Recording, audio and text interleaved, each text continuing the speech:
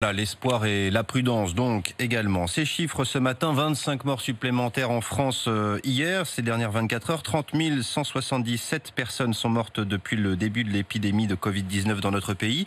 Pour éviter une reprise de la circulation du virus, le masque est obligatoire, vous le savez, dans les lieux publics, dans les lieux qui accueillent du public. Les lieux clos depuis hier, une amende est possible en cas de non-respect de cette mesure, amende de 135 €. Bilan donc de cette première journée d'obligation parmi les vacanciers à Arcachon, reportage de Martin Cadoré et Maxime Lévy. Dans cette rue commerçante ensoleillée, les vacanciers ont la serviette sur l'épaule et le masque à portée de main, prêts à être enfilés dès l'entrée en boutique. Toujours un réflexe, oui.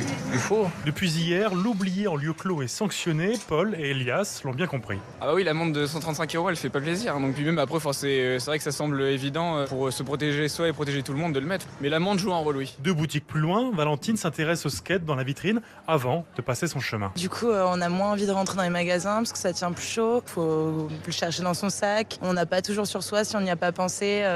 Faut faire demi-tour, retourner le chercher, c'est pas forcément évident. Et puis il y a les clients plus virulents. Lucie a eu affaire à eux hier dans son magasin de vêtements. Certains qui rentrent sans masque, donc on leur fait la remarque de porter le masque.